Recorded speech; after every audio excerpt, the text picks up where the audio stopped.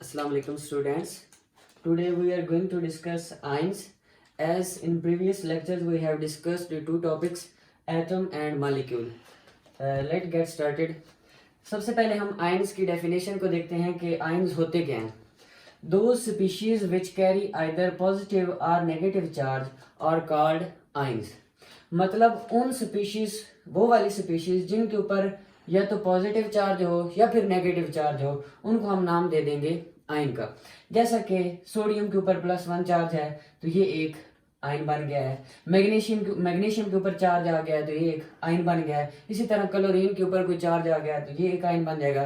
तो किसी भी स्पीशी के ऊपर, किसी भी एटम का जो किसी भी एलिमेंट का जो एटम होता है उसके ऊपर कोई पॉजिटिव या नेगेटिव चार्ज आ जाए तो हम उसे आयन का नाम देखते हैं. अब देखते हैं कि ये कैसे चार्ज आता है, पॉजिटिव चार्ज कैसे आता है, नेगेटिव चार्ज कैसे आता है, इसकी डिटेल आगे जाके देखते हैं. ये जस्ट डेफिनेशन है जो आपने याद रखनी है. आयन की डेफिनेशन आपके एग्जाम में पूछी जा सकती है. उसके बाद आयंस की टाइप्स को देखते हैं. There are two types of ions, positive ion and negative ion. वो वाले आयन जिनके ऊपर वो वाले एटम जिनके ऊपर पॉजिटिव चार्ज आ जाए वो पॉजिटिव आयन बन जाते हैं, और जिनके ऊपर नेगेटिव चार्ज आ जाए वो नेगेटिव आयन कहलाते हैं. अब आपके बोर्ड में एक क्वेश्चन आता है, शॉर्ट क्वेश्चन आता है, difference between positive and negative ion. तो मैं यहाँ पर कुछ डिफरेंस दूंगा, positive ion and negative ion, तो इनको ही आपने नोट कर लेना है और इसी को सेम टू सेम याद करके आपने अपने शॉर्ट क्वेश्चन का आंसर लिख देना है. तो मैं पॉजिटिव आयन और नेगेटिव आयन को पढ़ाने से पहले मैं आप लोगों को एटम के बारे में कुछ चीज़ें बताना चाहता हूँ. हमने प्रीवियस लेक्चर में एटम को डिस्कस किया था, लेकिन मैं यहाँ पर कुछ बातें, खास बातें जो हैं वो बताने जा रहा हूँ. तो सबसे पहले एटम के स्ट्रक्चर की तरफ चलते हैं कि एटम का स्ट्रक्चर क्या है. तो हमने पिछले लेक्चर में जैसा कि पढ़ा था कि एटम 3 चीज़ों से मिलकर बना होता है जो उसके फंडामेंटल पार्टिकल्स हैं. What are 3 basic fundamental particles of atom? जी बिल्कुल, इलेक्ट्रॉन, प्रोटॉन एंड न्यूट्रॉन. ये कहाँ पर मौजूद होते हैं? जो प्रोटॉन हैं ये एटम के न्यूक्लियस में मौजूद होते हैं, और दूसरे न्यूट्रॉन भी इसके न्यूक्लियस में मौजूद होते हैं. तो ये जो दो चीज़ें हैं, प्रोटॉन और न्यूट्रॉन, ये न्यूक्लियस में मौजूद होते हैं यहाँ पर. अब आपको पता है कि प्रोटॉन पर पॉजिटिव चार्ज होता है, जबकि न्यूट्रॉन पर कोई चार्ज नहीं होता, वो न्यूट्रल होता है. तो इसका मतलब है कि जो एटम का दरमियान वाला हिस्सा है यानी न्यूक्लियस है वो पॉजिटिव चार्ज रखता है. उसके बाद है इलेक्ट्रॉन. इलेक्ट्रॉन कहाँ पे पड़े होते हैं? इसके इर्द गिर्द ये जो मदार हैं जिन्हें हम शेल का नाम देते हैं, शेल के अंदर इलेक्ट्रॉन रिवॉल्व कर रहे होते हैं, मतलब गर्दिश कर रहे होते हैं. कितने इलेक्ट्रॉन होते हैं जरा देख लेते हैं. इनके कुछ शेल के नाम भी हैं. सबसे पहला जो शेल है इसे हम नाम देते हैं के शेल, ये सबसे छोटा शेल है. दूसरे शेल को हम नाम देते हैं एल शेल का, तीसरे को एम और चौथे को एन. पहला शेल के शेल, दूसरा एल शेल, तीसरा एम और चौथा एन. अब आपको पता है कि पहला शेल छोटा है तो इसमें इलेक्ट्रॉन की तादाद भी कम होगी, दूसरा शेल बड़ा है इसमें इलेक्ट्रॉन और ज्यादा होंगे. सेम आगे शेल बड़ा होता जाएगा तो इलेक्ट्रॉन की तादाद भी ज्यादा होती जाएगी. तो पहले शेल में 2 इलेक्ट्रॉन आ सकते हैं, इससे ज्यादा नहीं आ सकते. दूसरे शेल में 8 इलेक्ट्रॉन आ सकते हैं, इससे ज्यादा नहीं आ सकते. इसी तरह तीसरे शेल में जो है 18 इलेक्ट्रॉन आ सकते हैं और चौथे में 32. ये आपको याद होना चाहिए. आपने चैप्टर नंबर 3 में और चैप्टर नंबर 2 में 9th क्लास में पढ़ा था इसको बड़ी डिटेल के साथ, लेकिन मैं फिर यहाँ पर आप लोगों को याद करवा रहा हूँ. पहले शेल में 2 इलेक्ट्रॉन, दूसरे में 8, तीसरे में 18 और चौथे में 32 इलेक्ट्रॉन. अब यहाँ पर ये मैं एक एटम लेता हूँ, फर्ज कर लें सोडियम का एटम. याद रखें सोडियम का एटॉमिक नंबर है 11. What is atomic number? किसी भी एलिमेंट का एटॉमिक नंबर बताता है कि उसमें प्रोटॉन की तादाद कितनी है और इलेक्ट्रॉन की तादाद कितनी है. एक बात और याद रखें कि एटम के अंदर जितने प्रोटॉन होंगे उतने ही इलेक्ट्रॉन होंगे. देखते हैं जरा सोडियम को. सोडियम का एटॉमिक नंबर है जी 11. अगर एटॉमिक नंबर 11 है तो इसका मतलब है कि इसमें 11 इलेक्ट्रॉन होंगे और 11 ही प्रोटॉन होंगे. प्रोटॉन कहाँ पे पड़े हुए हैं? प्रोटॉन पड़े हुए हैं इसके न्यूक्लियस में. तो पहले शेल में कितने इलेक्ट्रॉन आ सकते हैं? जी बिल्कुल 2 इलेक्ट्रॉन. और दूसरे शेल में कितने आ सकते हैं? 8 इलेक्ट्रॉन. ये 8 इलेक्ट्रॉन मैं यहाँ पर ड्रॉ कर देता हूँ. यस, 2 और 8 कितने हो गए? 10. लेकिन सोडियम का एटॉमिक नंबर कितना है? 11. इसका मतलब है इसका तीसरा शेल भी है और 1 इलेक्ट्रॉन यहाँ पर मौजूद है. अब यहाँ पर देखें कि हमने यहाँ पर ऊपर देखा है कि तीसरे शेल में 18 इलेक्ट्रॉन आ सकते हैं, लेकिन यहाँ पर 1 इलेक्ट्रॉन पड़ा हुआ है. इसका मतलब है कि ये जो एटम है, ये जो सोडियम का एटम है, ये स्टेबल नहीं है. मतलब ये इंडिपेंडेंटली एग्जिस्ट नहीं कर सकता, आजादाना तौर पर नहीं रह सकता। वजह क्या है? क्योंकि इसका जो आखिरी शेल है, आखिरी शेल को हम वैलेंस शेल का भी नाम देते हैं, वैलेंस शेल में इलेक्ट्रॉन की तादाद मुकम्मल नहीं है। इसका मतलब है कि ये एटम आजादाना तौर पर नहीं रहेगा। ये एटम जाएगा किसी दूसरे एटम के पास, उसको या तो ये इलेक्ट्रॉन दे देगा या फिर उससे इलेक्ट्रॉन ले लेगा और मुस्तहकम करेगा खुद को, तब जाके ये एग्जिस्ट इंडिपेंडेंटली कर सकता है। हमने पिछले लेक्चर में डिस्कस किया था कि दो तरह के एटम होते हैं, कुछ एग्जिस्ट इंडिपेंडेंटली करते हैं और कुछ नहीं करते। तो ये वजह है इलेक्ट्रॉनिक कन्फिग्रेशन, असल में वजह होती है उनके आजादाना तौर पर रहने की या फिर ना रहने की। तो इसके अगर शेल में एक इलेक्ट्रॉन है, या तो ये एक इलेक्ट्रॉन दे देगा या फिर किसी से इलेक्ट्रॉन और लेकर अपना वैलेंस शेल कंप्लीट करेगा। तो इसका मतलब है कि एटम को आजादाना तौर पर रहने के लिए इलेक्ट्रॉन्स की तादाद कंप्लीट रखनी होती है। तो एक बात। दूसरी बात मैंने बताई है कि एटम के अंदर नंबर ऑफ प्रोटॉन और नंबर ऑफ इलेक्ट्रॉन्स इक्वल होते हैं। अगर पॉजिटिव चार्ज और नेगेटिव चार्ज बराबर हैं तो इसका मतलब है कि एटम न्यूट्रल है। प्रोटॉन इलेक्ट्रॉन एक दूसरे को कैंसिल कर देते हैं, इनका इफेक्ट ओवरऑल न्यूट्रल है। तो atom is a neutral particle, ये आपने याद रखना है, atom is a neutral particle. अब एक बात मैं आपको बताना चाहता हूं, आपने क्लास 9th में भी पढ़ी है कि कौन से ऐसे एटम हैं जो इलेक्ट्रॉन को देते हैं और कौन से ऐसे एटम हैं जो इलेक्ट्रॉन को लेंगे। तो याद रखें, वो वाले एटम जिनके आखिरी शेल में 3 या 3 से कम इलेक्ट्रॉन हो वो इलेक्ट्रॉन दे देंगे, और वो वाले एटम जिनके आखिरी शेल में 5 या 5 से ज्यादा इलेक्ट्रॉन होंगे वो इलेक्ट्रॉन को कबूल करने की सलाहियत रखते होंगे, इलेक्ट्रॉन को गेन करने की सलाहियत रखते होंगे। अब मैं आप लोगों से पूछता हूँ, ये सोडियम है, सोडियम के वैलेंस शेल में कितने इलेक्ट्रॉन है? एक। क्या ये इलेक्ट्रॉन देगा या इलेक्ट्रॉन लेगा?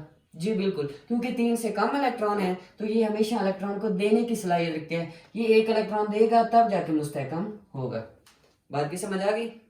जी ठीक है, आगे चलते हैं। अब देखते हैं पॉजिटिव आयन क्या है और नेगेटिव आयन क्या है। एटम को हमने देख लिया, प्रोटॉन और इलेक्ट्रॉन की तादाद इक्वल होती है और ये एक न्यूट्रल पार्टिकल है। अब सबसे पहले देखते हैं कि पॉजिटिव आयन कैसे बनेगा। When an atom of an element, अब इस बात की आपको समझ आ जानी चाहिए, अगर आपने मेरा प्रीवियस लेक्चर देखा है कि एलिमेंट का स्मॉलेस्ट पार्टिकल होता है एटम, इसलिए मैंने लिखा when an atom of an element, element का जो एटम होता है loses 1 or more इलेक्ट्रॉन, जब ये एक या एक से ज्यादा इलेक्ट्रॉन लूज कर देता है, दे देता है, तो ये क्या बनाता है? Positive ion. मतलब जब भी कोई एटम इलेक्ट्रॉन को लूज करेगा, अब वो एक करता है या दो करता है, तो वो बन जाएगा पॉजिटिव आयन। वो क्यों पॉजिटिव आयन बनेगा, जरा यहाँ पर देखते हैं। यहाँ पर हमने देखा कि सोडियम का एटॉमिक नंबर जैसा क्या है 11, और ये इसके आखिरी शेल में एक इलेक्ट्रॉन है। अब इसमें 11 पॉजिटिव चार्ज हैं और 11 नेगेटिव चार्ज हैं। जब ये खुद को मुस्तहकम करने के लिए ये अपना आखिरी इलेक्ट्रॉन दे देगा। अब जरा देखें, यहाँ पर इलेक्ट्रॉन बच गए हैं 10, जबकि प्रोटॉन 11 की 11 ही पड़े हैं। इसका मतलब है नेगेटिव चार्ज कम हो गया है, पॉजिटिव चार्ज ज्यादा हो गया है। कितना ज्यादा हुआ है? एक पॉजिटिव चार्ज ज्यादा है इलेक्ट्रॉन की, मतलब नेगेटिव चार्ज की निस्बत। यहाँ पर ये मैंने बात लिखी है कि proton, number of protons are greater than number of electrons, क्योंकि इलेक्ट्रॉन निकल गया, नेगेटिव चार्ज कम हो गया, पॉजिटिव चार्ज ज्यादा हो गया। तो सोडियम के में से जब एक इलेक्ट्रॉन निकल जाएगा तो सोडियम के ऊपर प्लस चार्ज आएगा, और जब किसी एटम के ऊपर चार्ज आ जाता है तो हम उसको कहते हैं कि वो आयन बन गया। अब ये एटम नहीं रहा, जब इसमें से इलेक्ट्रॉन निकल गया, अब ये एक आयन बन गया। बात की समझ आई? और कौन सा आयन बना है? ये पॉजिटिव आयन बना है। ये बात आपने याद रखनी है। कैसे पॉजिटिव आयन बना है? जब इलेक्ट्रॉन निकला। अब 2 इलेक्ट्रॉन निकलेंगे तो इसके ऊपर 2 प्लस चार्ज आ जाएगा, 3 इलेक्ट्रॉन निकलेंगे तो 3। जरा ये भी एक एग्जांपल देख लेते हैं यहाँ पर। जैसा कि मैग्नीशियम की अगर मैं यहाँ पर बात करूं तो मैग्नीशियम का एटॉमिक नंबर है 12। पहले शेल में 2 इलेक्ट्रॉन, दूसरे में 8 इलेक्ट्रॉन और तीसरे में 2 इलेक्ट्रॉन। 8 और 2 10 और 2 12। तो मैंने बताया है कि जिन एटम के आखिरी शेल में 3 या 3 से कम इलेक्ट्रॉन होंगे वो इलेक्ट्रॉन को क्या करेंगे? खारिज कर देंगे। तो इसके आखिरी शेल में 2 इलेक्ट्रॉन है, ये 2 इलेक्ट्रॉन को खारिज कर देगा। जब 2 इलेक्ट्रॉन इसमें से निकल जाएंगे तो आपको पता है 2 मनफी चार्ज कम हो जाएंगे, तो मैग्नीशियम के ऊपर कितना चार्ज आ जाएगा? 2 प्लस। इसका मतलब है जैसे कि मैंने यहाँ पर लिखा, मैग्नीशियम के ऊपर 2 प्लस चार्ज आएगा तो ये एक आयन बन जाएगा। तो ये डेफिनेशन याद हो जाएगी। When an atom of an element loses 1 और more electron it form the positive ion. दूसरी तरफ चलते हैं, व्हाट इज नेगेटिव आयन? ये कैसे बनते हैं? फॉर्मेशन ऑफ नेगेटिव आयन कैसे होती है? जी बिल्कुल, बहुत आसान है। When an atom of an element gain 1 और मोर इलेक्ट्रॉन, जब कोई एटम कोई एक या एक से ज्यादा इलेक्ट्रॉन को गेन करेगा हासिल करेगा उसके ऊपर आ जाएगा नेगेटिव चार्ज। क्यों? क्योंकि उस वक्त प्रोटॉन की तादाद कम हो जाएगी, इलेक्ट्रॉन की तादाद ज्यादा हो जाएगी। जरा इसकी भी एक एग्जांपल देख लेते हैं। अब आपको मैंने याद करने के लिए बताया था, अगर आपको याद है, अभी मैंने बताया, मैंने कहा है कि जिन एटम के आखिरी शेल में 5 या उससे ज्यादा इलेक्ट्रॉन होंगे वही इलेक्ट्रॉन को गेन कर सकते हैं। जैसा कि मैं एग्जांपल लिखता हूँ क्लोरीन की। क्लोरीन का एटॉमिक नंबर कितना है जी? बिल्कुल 17। इसके पहले शेल में इलेक्ट्रॉन 2, दूसरे में 8, तीसरे में कितने आ सकते हैं? 18। लेकिन 8 और 2 10 हो गया। क्लोरीन का एटॉमिक नंबर 17 है। इसका मतलब है कि इसके आखिरी शेल में 7 इलेक्ट्रॉन है जी। क्लोरीन के आखिरी शेल में कितने इलेक्ट्रॉन है? 7। अगर इसके आखिरी शेल में इलेक्ट्रॉन है 7, ये 5 से ज्यादा है, तो ये इलेक्ट्रॉन को क्या करेगा? गेन करेगा। ये एक इलेक्ट्रॉन को हासिल करके 8 अपना ऑक्टेट मुकम्मल कर लेगा और ये भी स्टेबल हो जाएगा। जब क्लोरीन एक इलेक्ट्रॉन हासिल करेगा तो इसमें इलेक्ट्रॉन की तादाद ज्यादा हो जाएगी, प्रोटॉन की तादाद कम हो जाएगी, मतलब नेगेटिव चार्ज ज्यादा हो जाएगा। यही हम कहते हैं जब ये एक इलेक्ट्रॉन हासिल करता है तो उसके ऊपर मनफी एक चार्ज आ जाता है। क्लोराइड आयन, जैसे यहाँ पर मैंने लिखा था आयन की एग्जाम्पल, तो ये क्लोराइड आयन बन गया है। ठीक है, तो ये है एक नेगेटिव चार्ज। इसी तरह कोई अगर एटम 2 इलेक्ट्रॉन को हासिल करता है तो उसके ऊपर -2 चार्ज आ जाएगा। जैसे कि ऑक्सीजन, ऑक्सीजन का एटॉमिक नंबर कितना है? 8 जी। ऑक्सीजन नंबर एटॉमिक नंबर 8 है, तो पहले शेल में कितने इलेक्ट्रॉन? 2, दूसरे में 6। 6 और 2 कितने होते हैं? 8। 6 प्रोटॉन है, 6 इलेक्ट्रॉन है जी। आखिरी शेल में इसके 6 इलेक्ट्रॉन है, 5 से ज्यादा हैं तो ये इलेक्ट्रॉन को हासिल करेगा। कितने हासिल करेगा? ऑक्टेट को मुकम्मल करने के लिए 2 इलेक्ट्रॉन हासिल करेगा। तब इसका जब ये 2 इलेक्ट्रॉन हासिल कर लेगा, इलेक्ट्रॉन ज्यादा हो जाएंगे। कितने ज्यादा हो जाएंगे? 2, उसके ऊपर 2 चार्ज आ जाएगा। ये भी एक नेगेटिव आयन है। तो ये दोनों डेफिनेशन आई होप कि आपको क्लियर हो गई होंगी। अब उसके बाद मैं एक चीज और आपको बताना चाहता हूँ, बहुत इंपॉर्टेंट बात है जो मैं आपको बताने जा रहा हूँ कि पॉजिटिव आयन को हम कैटाइन कहते हैं और नेगेटिव आयन को हम एनाइन कहते हैं। मैं यहाँ पर लिख देता हूँ, पॉजिटिव आयन को हम नाम देते हैं कैटाइन का और नेगेटिव आयन को हम नाम देते हैं एनाइन का। क्या आप लोग जानते हैं हम इनको कैटाइन, पॉजिटिव आयन को कैटाइन क्यों कहते हैं और नेगेटिव आयन को एनाइन क्यों कहते हैं? नहीं जानते तो इधर आइए, यहाँ पर देख लेते हैं। यहाँ पर ये मैंने लिया है एक electrolytic cell. What is electrolytic cell? यहाँ पर हम डिटेल में नहीं पढ़ेंगे, लेकिन जब चैप्टर नंबर 10 में जाएंगे तो वहां आप इलेक्ट्रोलिटिक सेल, गैल्वानिक सेल वहां पर डिटेल के साथ पढ़ेंगे इंशाल्लाह। लेकिन यहाँ पर हमने एक इलेक्ट्रोलिटिक सेल लिया और इसमें 2 इलेक्ट्रोड लगाता हूँ मैं। एक ये इलेक्ट्रोड है और एक ये इलेक्ट्रोड है। इसको मैं बैटरी के साथ कनेक्ट कर देता हूँ। इसको मैंने पॉजिटिव चार्ज के साथ किया, इसको नेगेटिव। तो वो वाला इलेक्ट्रोड जो पॉजिटिव के साथ चार्ज, उसके ऊपर पॉजिटिव चार्ज आएगा, दूसरे के ऊपर नेगेटिव आ जाएगा। जिसके ऊपर पॉजिटिव चार्ज आता है इसे हम कहते हैं एनोड और जिसके ऊपर नेगेटिव चार्ज आता है इसे हम कहते हैं कैथोड। यहां तक समझ आ गई? अब उसके बाद इसके अंदर हम कोई भी सोल्यूशन, इलेक्ट्रोलिटिक सोल्यूशन डालते हैं। फर्ज करें मैं सोडियम क्लोराइड जो नमक है उसको मोल्टन फॉर्म में, पिघली हालत में यहाँ पर डाल देता हूँ। तो क्या होगा? जैसे मैं इस इलेक्ट्रोलिटिक सेल में सोडियम क्लोराइड का सोल्यूशन डालूंगा तो सोडियम आयन अलग हो जाएंगे और क्लोराइड आयन अलग हो जाएंगे। मतलब कुछ पॉजिटिव चार्ज आ जाएंगे, कुछ नेगेटिव चार्ज आ जाएंगे। सोडियम के ऊपर पॉजिटिव चार्ज है, क्लोराइड के ऊपर नेगेटिव चार्ज है। ये क्यों आया मैंने पहले बता दिया। अब होगा क्या?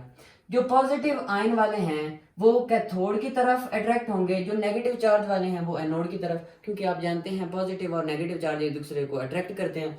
तो जो सोडियम आयन है वो कैथोड पे इकट्ठा होना शुरू हो जाएंगे, जो क्लोराइड आयन है वो एनोड की तरफ चले जाएंगे। पॉजिटिव चार्ज कहाँ गया? कैथोड की तरफ। नेगेटिव चार्ज कहाँ गया? एनोड की तरफ। तो वो वाले आयन जो कैथोड की तरफ जा रहे हैं, तो यहां से ये क्योंकि कैथोड की तरफ जाते हैं तो ये कैथोड का ये जो कैट है इसको हम यहां से निकाल लेते हैं। साइंटिस्ट कहते हैं कि वो वाले आयन जो कैथोड की तरफ जाते हैं वो बन जाते हैं कैट आयन। वो वाले आयन जो कैथोड की तरफ जा रहे हैं, यहां से हमने नाम रखा था कि वो वाले आयन जो नेगेटिव की तरफ जाते हैं उनको हम कहते हैं कैटायन, और इनके ऊपर चार्ज कौन सा होता है? पॉजिटिव। यही बताया है कि पॉजिटिव आयन को हम कैटायन का नाम देते हैं। इसी तरह एनोड की तरफ जो जाएंगे वो एन से स्टार्ट हो रहा है, तो वो वाले आयन एन आयन कहलाएंगे। बात की समझ आ गई जी? तो अब देखते हैं अगला पॉइंट। ये आपको बात समझ आ गई होगी कि इनको पॉजिटिव आयन को कैटायन क्यों कहते हैं और नेगेटिव आयन को एनायन क्यों कहते हैं। नेक्स्ट पॉइंट है the formation of cation is an oxidation process but formation of anion is a reduction process.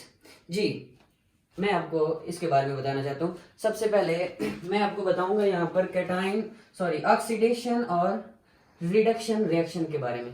Oxidation process कौन से होते हैं और रिडक्शन प्रोसेस कौन से होते हैं, इसको याद रखने के लिए आप एक ट्रिक याद रख लें।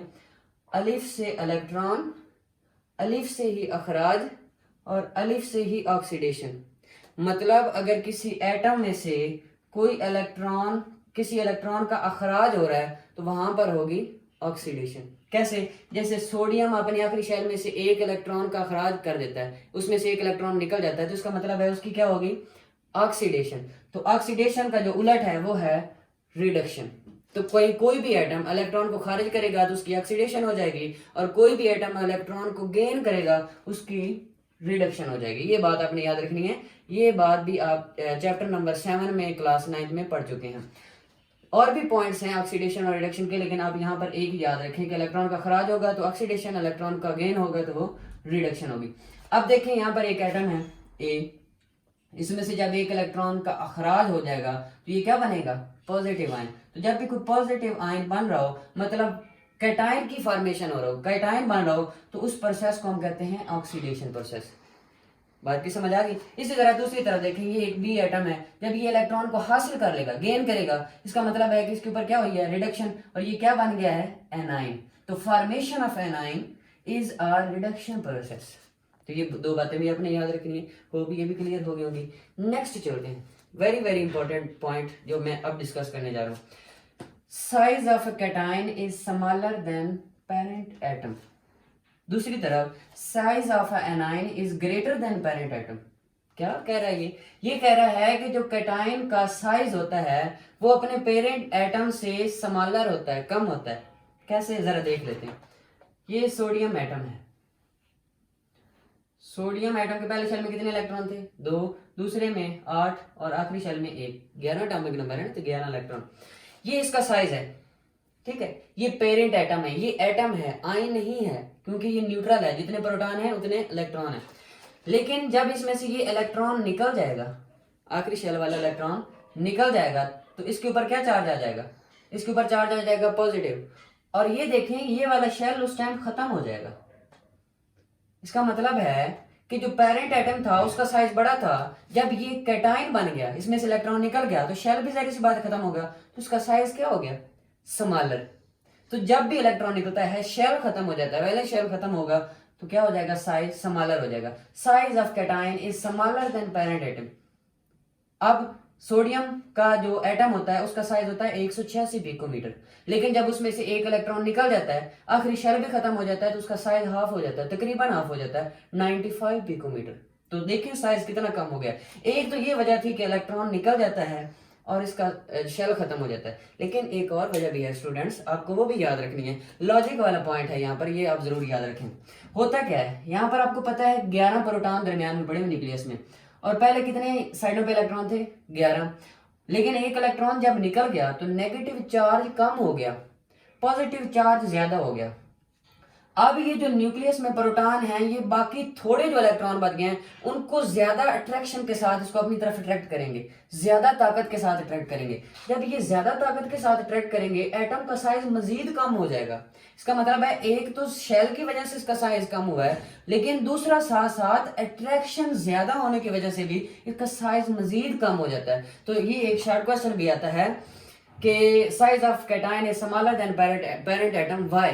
तो वहां पर आपने ये दो रीजन देने हैं। एक रीजन जिसका वैलेंस शेल खत्म हो जाता है, दूसरा रीजन के जो न्यूक्लियर मतलब न्यूक्लियस की जो अट्रैक्शन है बाकी रिमेनिंग इलेक्ट्रॉन पर वो ज्यादा हो जाती है, जिसकी वजह से इसका साइज कम हो जाता है। और ये 7 एग्जांपल लिख लें कि सोडियम वाला के इलेक्ट्रॉन निकलता है, इसका साइज में कितनी वेरिएशन आती है।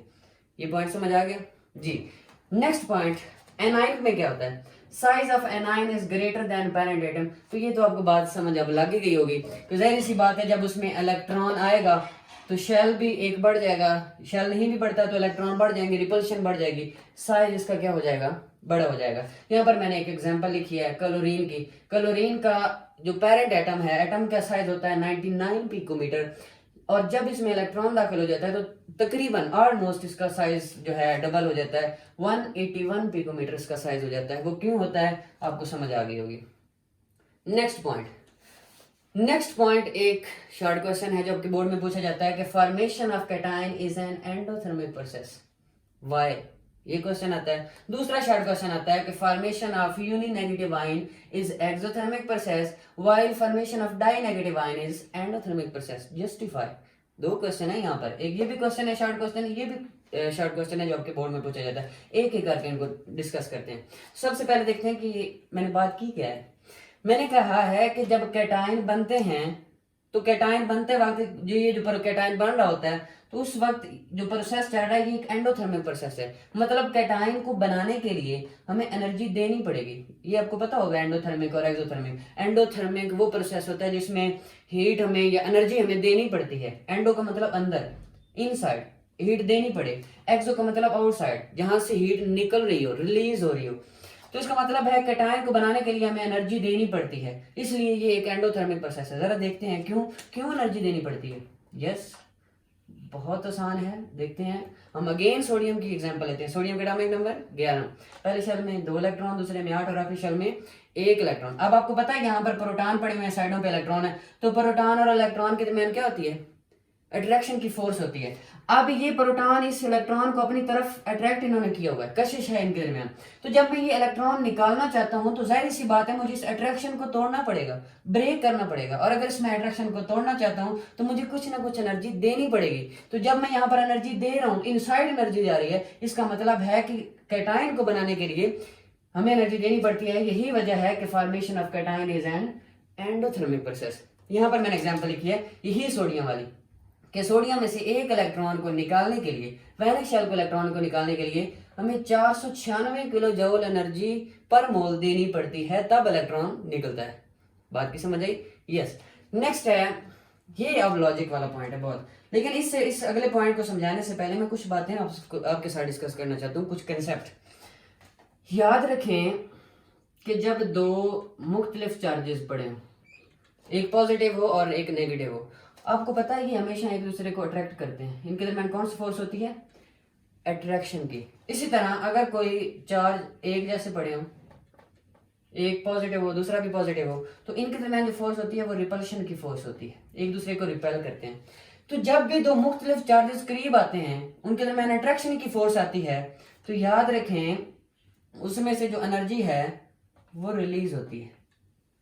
उस प्रोसेस में क्या होगी? एनर्जी रिलीज होगी। इसी तरह जब दो चार्जेस एक दूसरे को रिपेल कर रहे होंगे, रिपल्शन के वक्त जो एनर्जी है वो गेन होती है।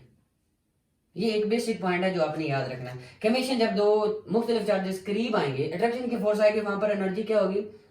रिलीज होगी। इसी तरह जब ये रिपेल करेंगे उस वक्त एनर्जी क्या होगी? हमें देनी पड़ेगी। ये बात आपने याद रखनी है। अब हम अगले पॉइंट को डिस्कस करते हैं।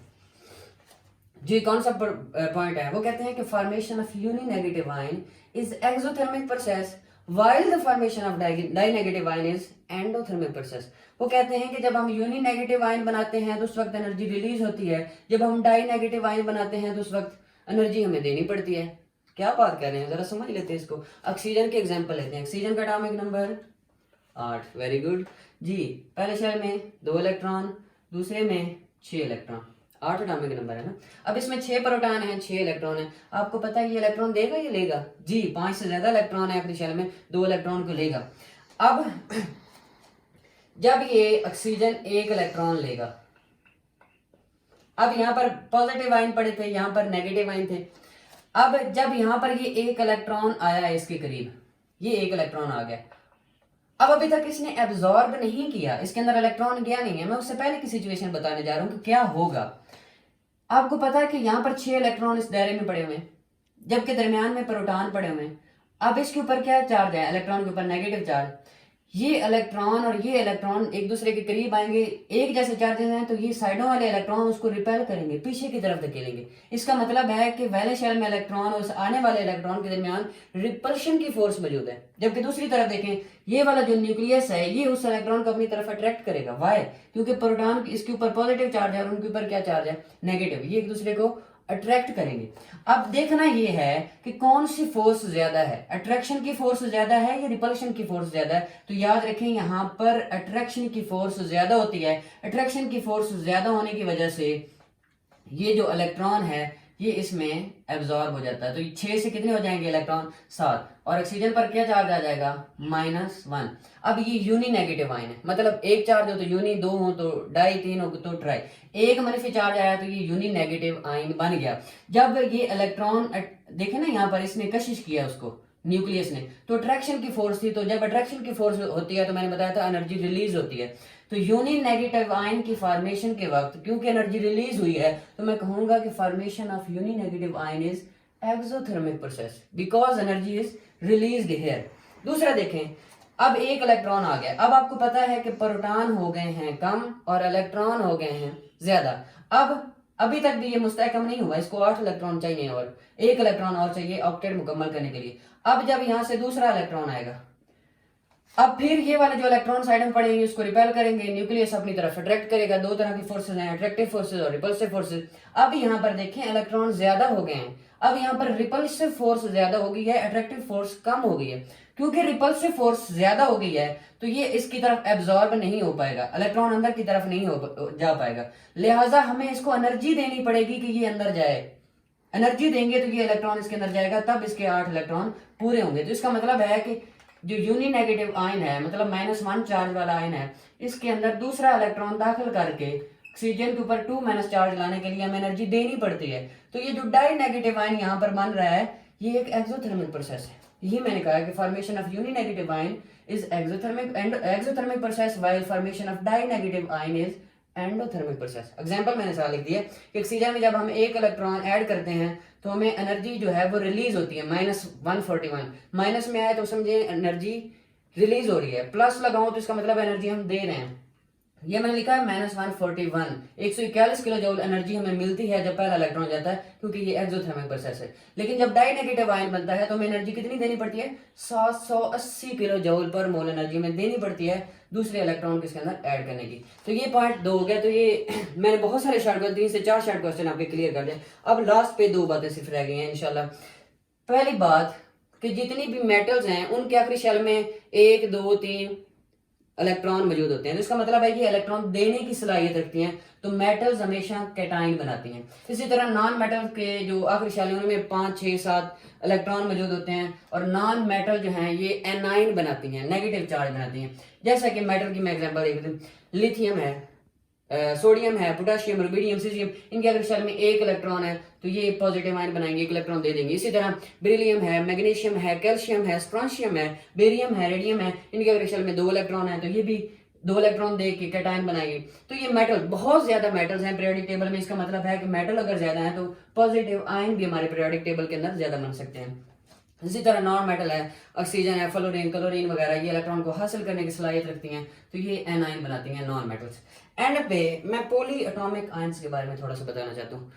वो वाले आयन जिनके अंदर एक से ज्यादा एटम मौजूद हो। हम पिछले जितने भी हमने आयंस को डिस्कस किया उनमें एक ही एटम था, जैसे कि ऑक्सीजन था, सोडियम था, मैग्नीशियम था, क्लोरीन था, ठीक है। लेकिन एक से ज्यादा एटम भी हो सकते हैं, उनको हम कहते हैं पॉली एटॉमिक आयन। जैसे कि NH4+, अमोनियम आयन का बनना, ये एक पॉली एटॉमिक आयन है। इसी तरह ये एक कार्बोकैटायन है। यहाँ पर डिटेल नहीं बता रहा, आप जब सेकंड ईयर में जाएंगे तो चैप्टर नंबर 8, 9 आगे ऑर्गेनिक केमिस्ट्री में आपका इनके साथ वास्ता पड़ेगा। ये एक टर्शरी कार्बोकैटायन मैंने लिखा है, इसके ऊपर पॉजिटिव चार्ज है तो एक से ज्यादा एटम है तो पॉली एटॉमिक आयन। इसी तरह bicarbonate, hydroxyl ions, carbonate ion, sulphides ion, ये सारे के सारे पॉली एटॉमिक आयंस हैं।